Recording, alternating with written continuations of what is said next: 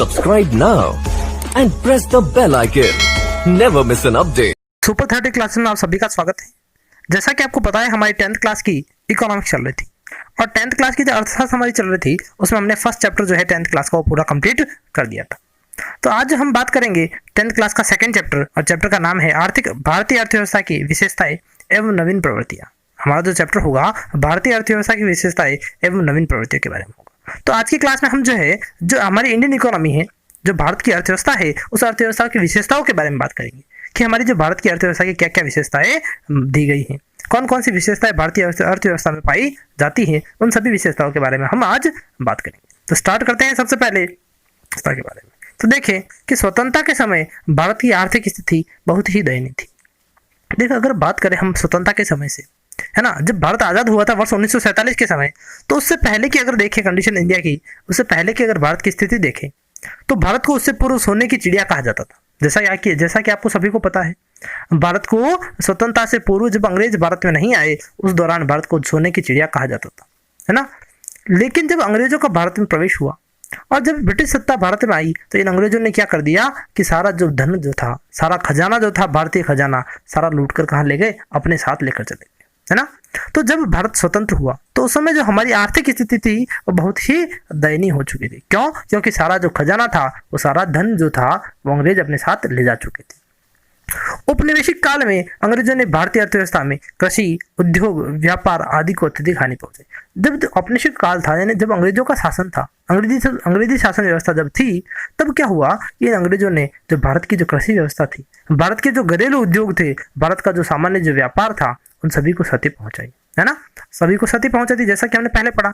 स्वतंत्रता के पश्चात अब देखो, जब भारत से अंग्रेज चले गए तो उसके पश्चात भारत के सामने सबसे बड़ी चुनौती क्या थी कि सबसे बड़ी चुनौती यही थी कि भारत को विकास के मार्ग पर तीव्र गति से अग्रसर करना। भारत की जो अर्थव्यवस्था थी वो बिल्कुल बिगड़ चुकी थी, भारत की जो आर्थिक स्थिति थी वो बिल्कुल खराब हो चुकी थी। क्यों? क्योंकि जो सारा धन जो था, सारा जो धन था, वो सारा धन अंग्रेज अपने साथ ले जा चुके थे, है ना। तो हमारी जो आर्थिक स्थिति थी, इकोनॉमिक जो कंडीशन थी इंडिया की, वो बहुत खराब थी।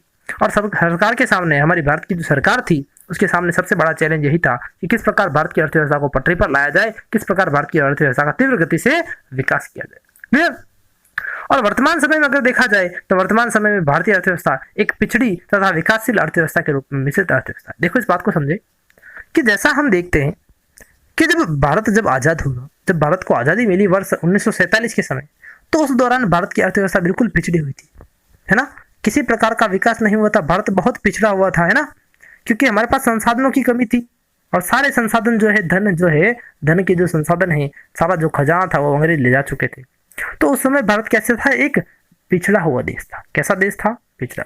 अब देखो, आपसे एक बिल्कुल बहुत ही इंपॉर्टेंट बात बताने वाला हूँ, बात का ध्यान से सुने और पॉइंट को नोट आउट करें कि एक्चुअली हुआ क्या था कि जो देश होते हैं, अलग अलग देश, उन देशों के विकास के स्तर को 3 भागों में बांटा जाता है।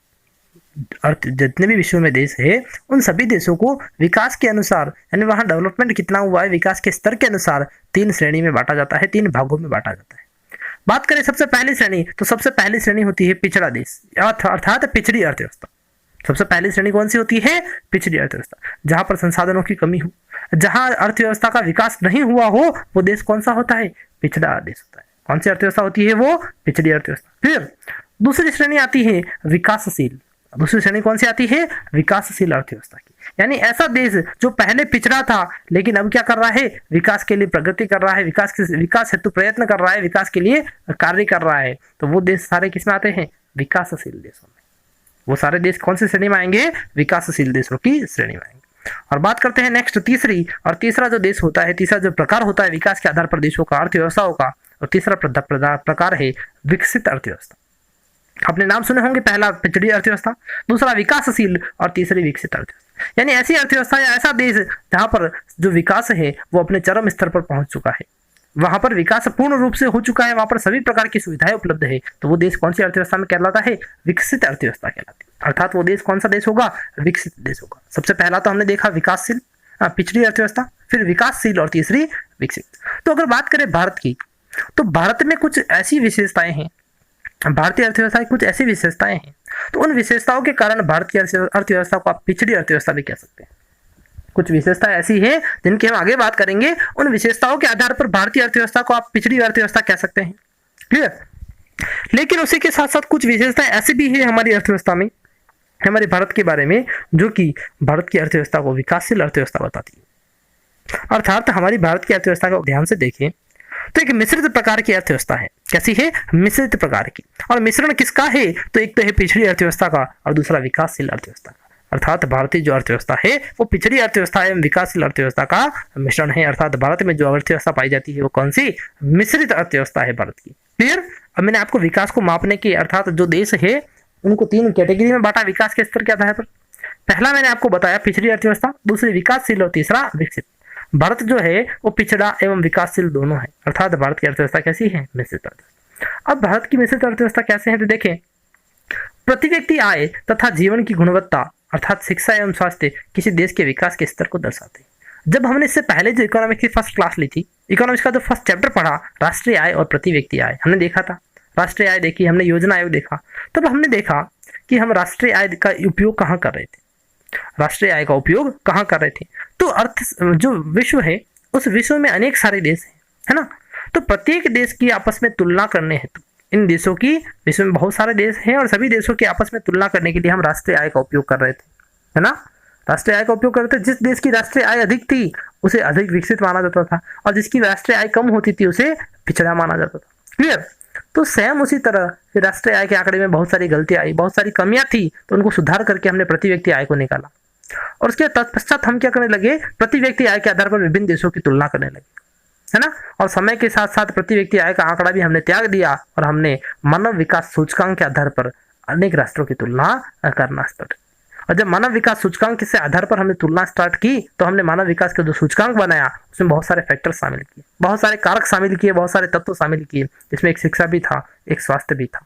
क्लियर। तो यदि देखें कि प्रति व्यक्ति आय तथा जीवन की गुणवत्ता अर्थात शिक्षा एवं स्वास्थ्य के स्तर के आधार पर हम क्या कर सकते हैं, देश के विकास का स्तर ज्ञात कर सकते हैं।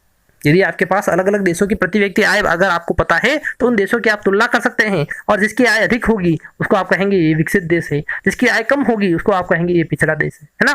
तो प्रति व्यक्ति आय के आधार पर हम क्या कर सकते हैं, अलग अलग राष्ट्रों की तुलना कर सकते हैं, उस राष्ट्र के विकास के स्तर को दर्शा सकते हैं। और उसी प्रकार अगर किसी देश के जीवन के स्तर के बारे में आपके पास आंकड़े हैं, जीवन के स्तर के अर्थात वहाँ की जो शिक्षा है, वहाँ की जो स्वास्थ्य सुविधाएं हैं, उनकी जो आपके पास सूचनाएं हैं, सूचनाएं हैं उनकी, है ना, उनके कोई डाटा है, तो उसके आधार पर भी आप विश्व के अनेक देशों की आपस में क्या कर सकते हैं, तुलना कर सकते हैं।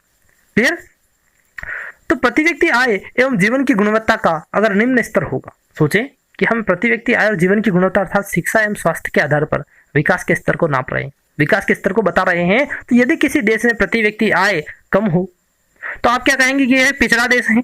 और यदि आप कहेंगे किसी देश में जीवन की गुणवत्ता अर्थात जो लिविंग स्टैंडर्ड है, जो शिक्षा एवं स्वास्थ्य का स्तर है वो नीचा हो, निम्न स्तर हो, तब भी हम क्या कहेंगे, वो एक अर्थव्यवस्था कैसी है, पिछड़ी अर्थव्यवस्था। तो प्रति व्यक्ति आय एवं जीवन गुणवत्ता का निम्न स्तर अर्थव्यवस्था के पिछड़ेपन को दर्शाता है। अभी मैंने आपको बताया कि यदि प्रति व्यक्ति आय कम होगी, जीवन का जो लिविंग स्टैंडर्ड है पर्सन का, जीवन की गुणवत्ता जो है, शिक्षा और स्वास्थ्य जो है, उनका स्तर भी अगर निम्न हुआ तो हम क्या कहेंगे, ये एक पिछड़ी अर्थव्यवस्था है। अर्थात ये किसको दर्शाता है, पिछड़ेपन को। तो भारत में जो है प्रति व्यक्ति आय का स्तर भी कम है। अब भारत में जीवन की गुणवत्ता जो है अर्थात भारत में जो शिक्षा का स्तर है, भारत में स्वास्थ्य की सुविधाएं हैं, वो भी क्या है, निम्न स्तर पर है।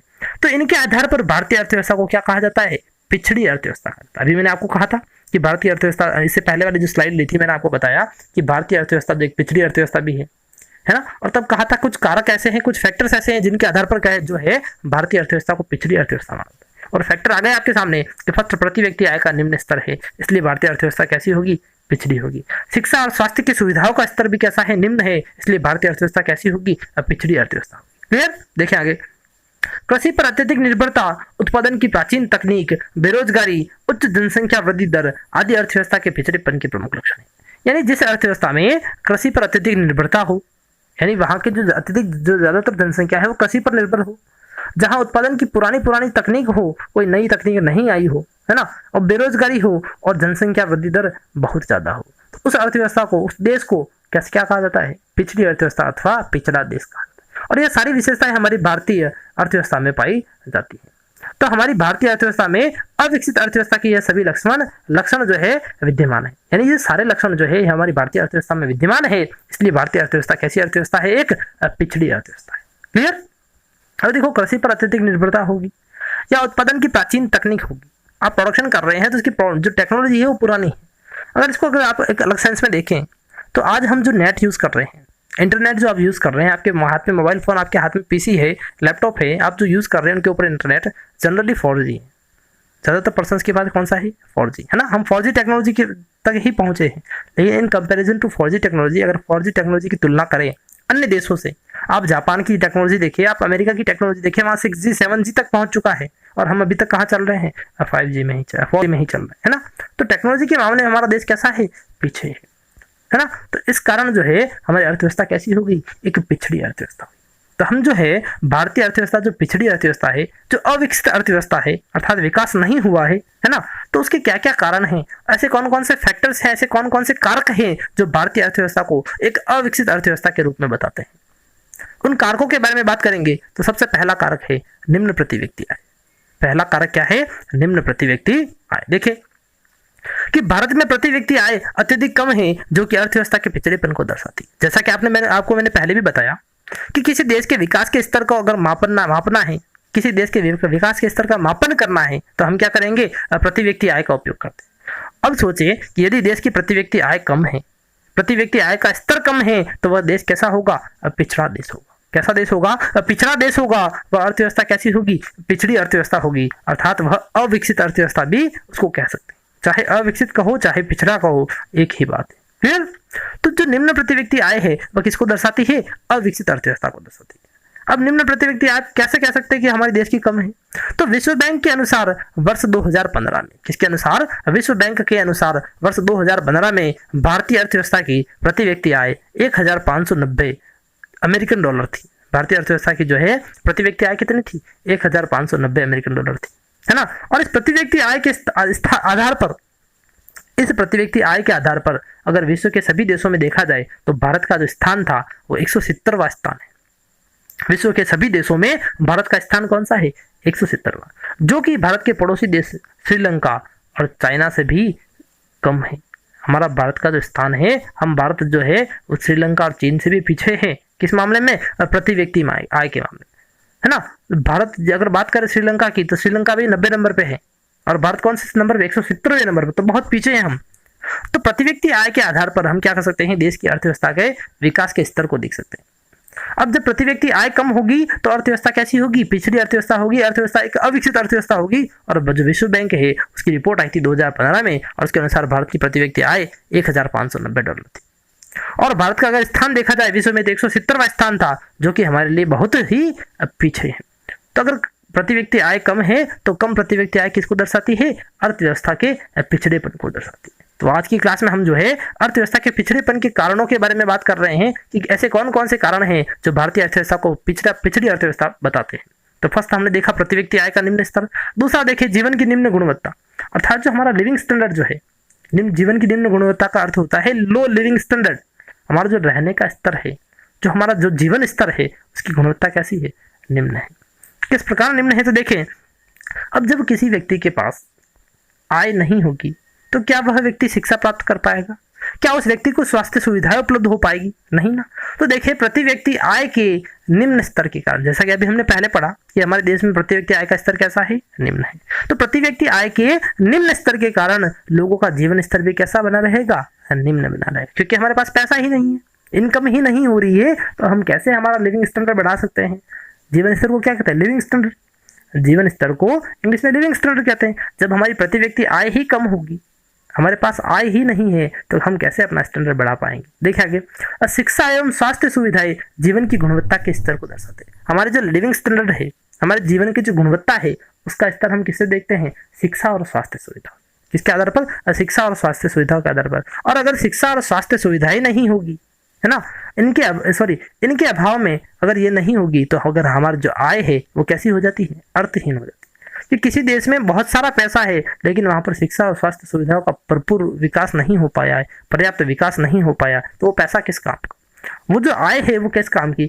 वो अर्थहीन हो जाती है। तो प्रति व्यक्ति आय जो है इसका अगर स्तर निम्न है तो शिक्षा और स्वास्थ्य सुविधाएं वहां पर विकसित नहीं हो पाती है, और ये सारी विशेषताएं कहाँ पाई जाती है? भारत में पाई जाती है। तो इस जीवन की निम्न गुणवत्ता अर्थात शिक्षा और स्वास्थ्य की निम्न सुविधाओं के कारण भारतीय अर्थव्यवस्था को एक पिछड़ी अर्थव्यवस्था माना जाता है। क्लियर हो गई बात?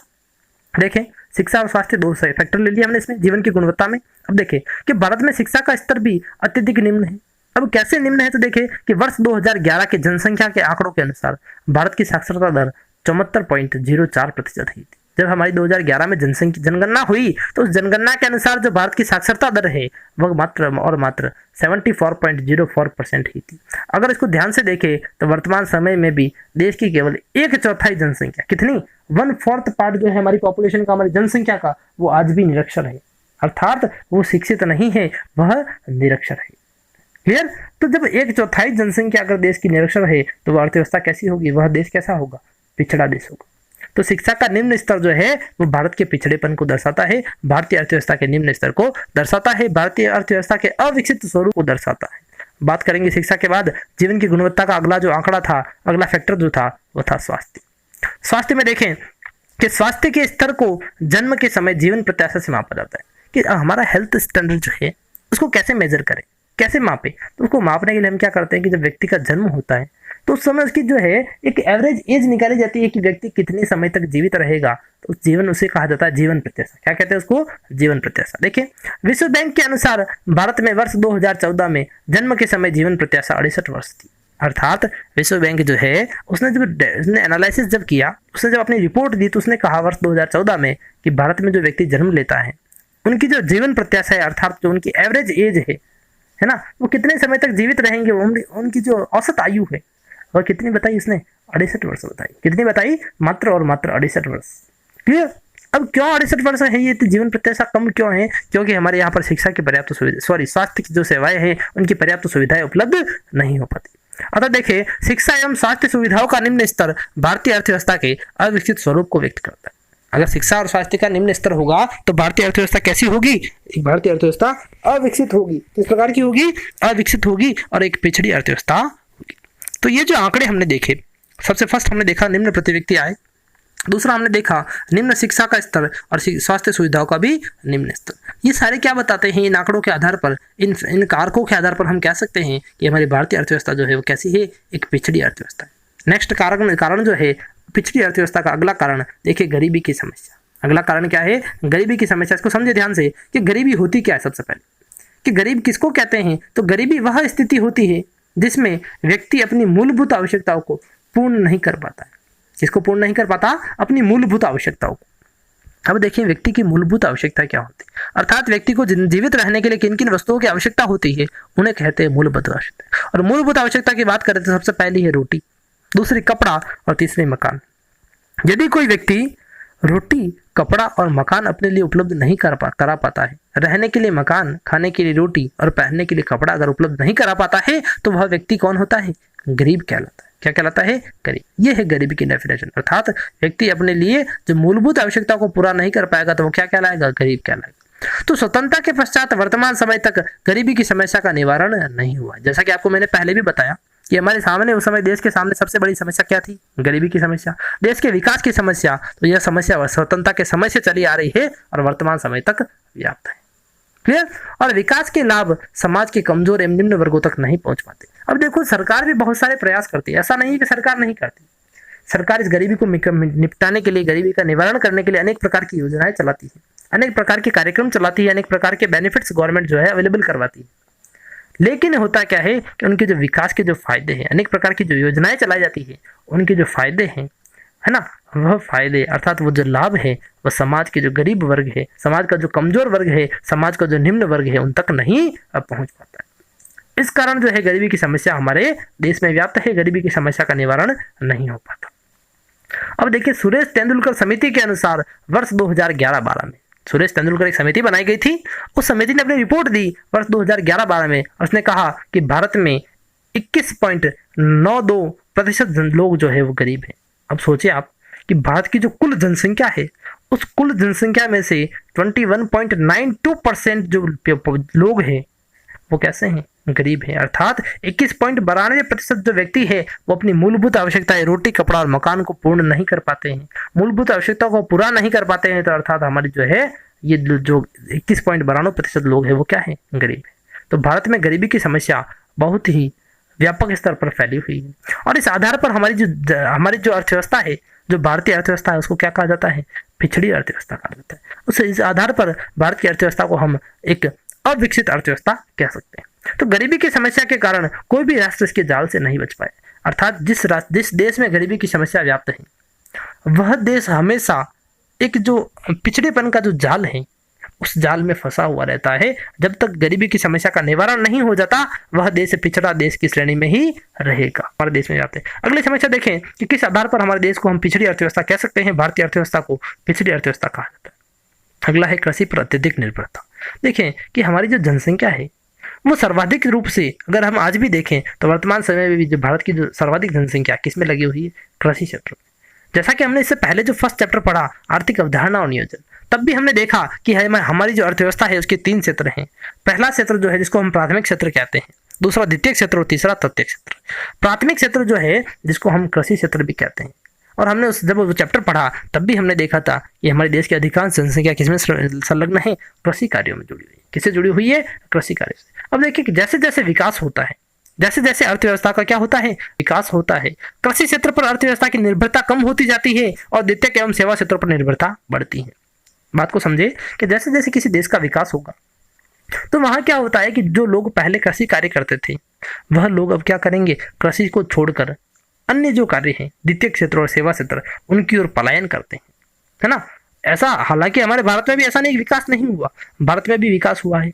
लोग कृषि क्षेत्र को छोड़कर द्वितीय क्षेत्र और सेवा क्षेत्र की ओर भी गए हैं, लेकिन उसका कारण ये है विकास क्यों नहीं हो पाया है, हमारा देश पिछड़ा क्यों है। उसका रीजन ये है कि जो दर है कृषि क्षेत्र से अन्य क्षेत्रों में पलायन करने की जो रेट है ना, वो बहुत कम है। जो विकास हो रहा है बहुत ही धीमी गति से हो रहा है, इसलिए भारत एक पिछड़ी अर्थव्यवस्था है। देखें आप कि स्वतंत्रता के समय 72% जनसंख्या कृषि पर आश्रित थी।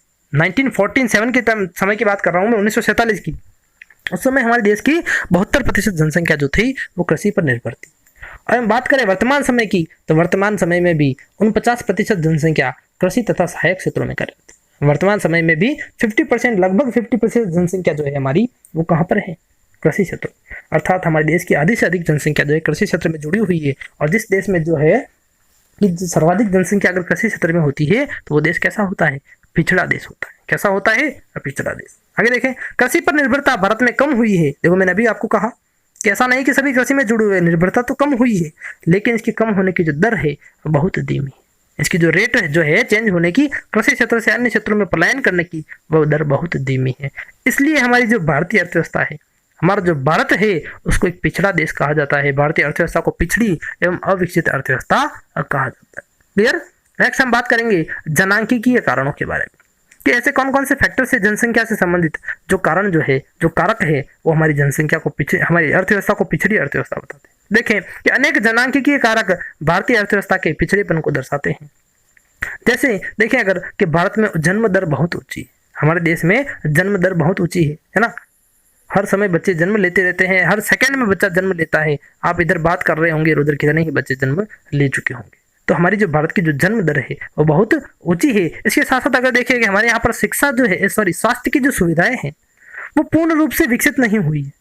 स्वास्थ्य की सुविधाएं उपलब्ध नहीं होती है। इस कारण क्या है, मातृत्व मृत्यु दर है ना, मदर मोर्टेलिटी रेट जिसको कहते हैं, जो मातृत्व मृत्यु दर है वो बहुत अधिक है।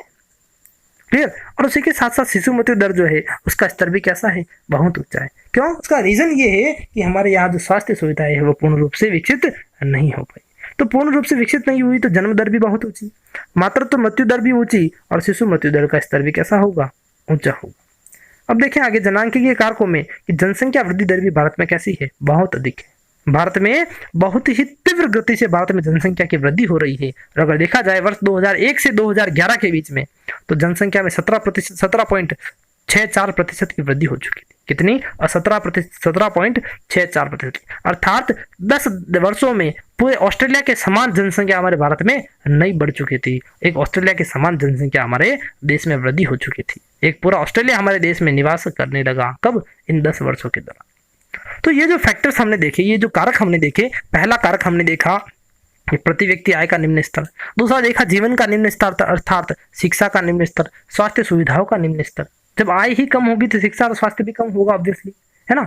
ये कारक देखें। इसके साथ साथ हमने देखा हमारे देश में गरीबी की समस्या व्याप्त है ना। जनांकीय कारक देखें। तो ये जो कारक हमने बात की, इन कारकों के कारण, इन फैक्टर्स के कारण, है ना, इन कारकों के कारण, इन फैक्टर्स के कारण हमारी अर्थव्यवस्था जो है, उस अर्थव्यवस्था को पिछड़ी अर्थव्यवस्था कहा जाता है। क्या कहा जाता है? भारत की अर्थव्यवस्था को पिछड़ी अर्थव्यवस्था। और भारत की अर्थव्यवस्था जो पिछड़ी अर्थव्यवस्था होती है उसे एक अविकसित अर्थव्यवस्था के रूप में भी माना जाता है, एक अविकसित अर्थव्यवस्था भी कहा जाता है। तो आज की क्लास में हमने सीखा कि जो अर्थव्यवस्थाएं होती हैं, जो अलग अलग देश है, उनके विकास के स्तर के आधार पर उन देशों को 3 भागों में बांटा जाता है। एक तो अविकसित होता है, दूसरा विकासशील और तीसरा विकसित। क्लियर? अविकसित को हम पिछड़ी अर्थव्यवस्था भी कहते हैं। और भारतीय अर्थव्यवस्था हमने देखी कि अविकसित अर्थव्यवस्था होने के साथ साथ भारतीय अर्थव्यवस्था एक विकासशील अर्थव्यवस्था है। इसलिए भारत की अर्थव्यवस्था को मिश्रित अर्थव्यवस्था कहते हैं। कौन सी अर्थव्यवस्था कहते हैं? मिश्रित अर्थव्यवस्था। अब भारत की अर्थव्यवस्था पिछड़ी अर्थव्यवस्था क्यों है, उसके बारे में हमने आज के वीडियो में पूरा डिस्कस किया। आगे के बारे में, आगे जो होगा हम कल बात करेंगे। आज के लिए इतना ही। धन्यवाद।